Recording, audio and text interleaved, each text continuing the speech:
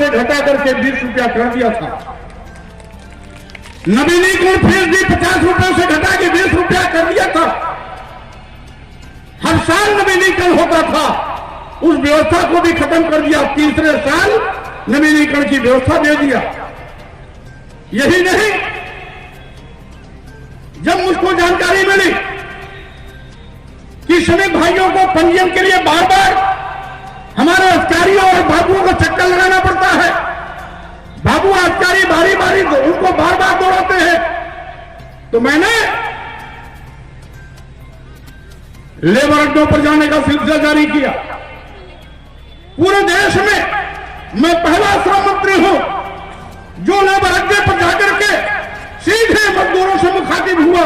और जब मैं लेबर अड्डे पर गया, मजदूरों को जानकारी दिया, तो हमारे सारे अधिकारी भी वहां पर मौके पर पहुंचे और उसी लेबर अड्डे पर हमने पंजीयन बड़े पैमाने से करवाना शुरू कर दिया। पंजीयन अभियान चला दिया और निर्देश दिया अपने अधिकारियों को निर्देश दिया, ये पंजीयन का कार्यक्रम लगातार चलता रहेगा। कभी किसी लेबर अड्डे पर, कभी किसी लेबर अड्डे पर, कभी ब्लॉक मुख्यालय पर, कभी तहसील मुख्यालय पर, कभी किसी बड़ी ग्राम पंचायत में जहां बड़े पैमाने पर मनरेगा मजदूर होते हैं, तो कभी ईंट के भट्ठों पर जाकर के अपना पंजीयन कराने का काम करेंगे। हमने देखा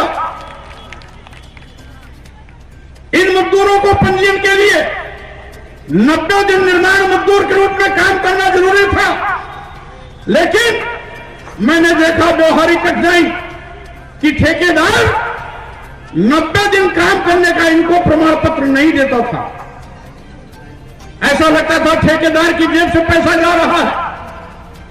जिन ठेकेदारों के साथ में साल भर काम मजदूर किए थे, 90 दिन काम करने का वो प्रमाण पत्र नहीं देता था। हमने कहा चलो ठीक है, न रहेगा बांस न बजेगी बांसुरी, अब ठेकेदार की कोई जरूरत ही नहीं। हमने कह दिया अब केवल मजदूर ये कह दे हम निर्माण मजदूर है, इसी आधार पर पंजीयन होगा। अब किसी भी ठेकेदार की आवश्यकता नहीं है कि आपको 90 दिन काम करने का प्रमाण दे। हमारा मजदूर स्वयं प्रमाणित कर देगा, जो वही मान लिया जाएगा।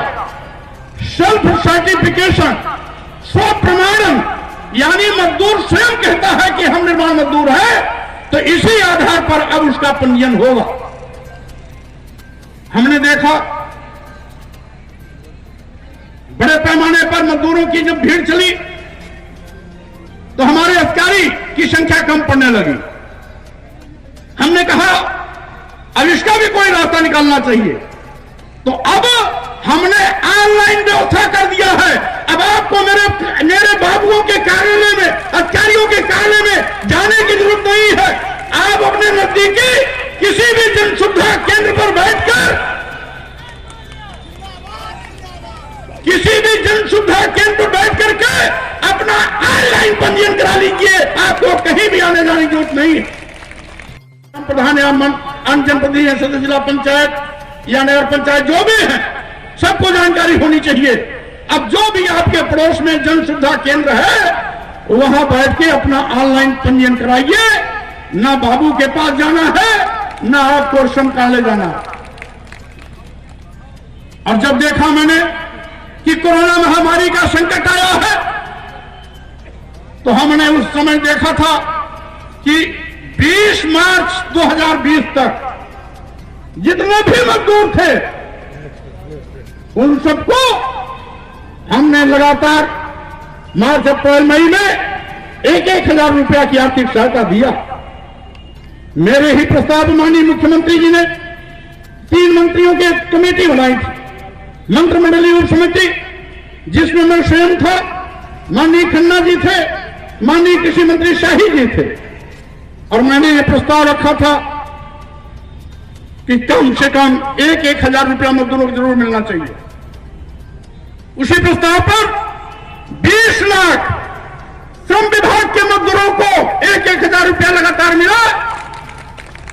14 लाख दिहाड़ी मजदूरों को भी लगातार 3 महीने 1,000 रुपया मिला। और साथ ही साथ 40 लाख प्रवासी मजदूर जब उत्तर प्रदेश में आए तो उन सभी 40 लाख मजदूरों को भी 15 दिन का निःशुल्क खाद्य पदार्थ का किट और 1000 रुपया का आर्थिक सहयोग दिया गया। पंजीयन होगा, बिना पैसे का पंजीयन होगा। भाई बीच में नारेबाजी मत करो। अगर तुम नारेबाजी लगो तो विस्तार से लोग सुन नहीं पाएंगे, उनका ध्यान बटेगा।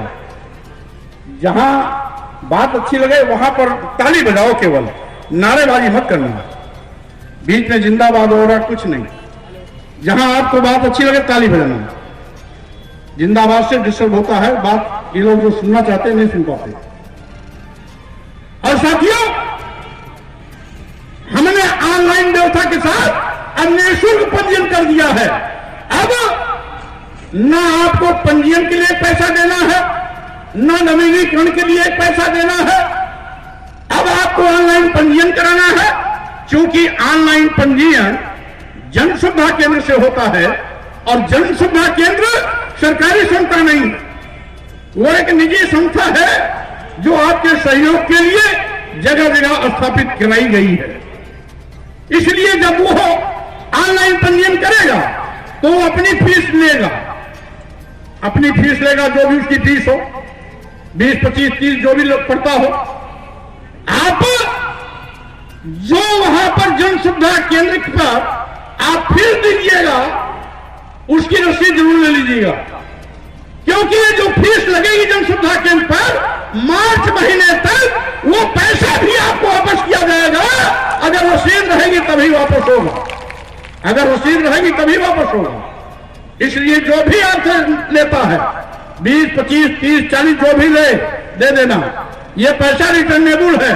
क्योंकि जब हमने निःशुल्क पंजीयन किया तो निःशुल्क पंजीयन जन सुविधा केंद्र के पैसे भी वो आपके लिए वापस योग्य है, वापस करना है। और पैसा तभी वापस होगा जब आपके पास उस सदस्यता की रसीद होगी।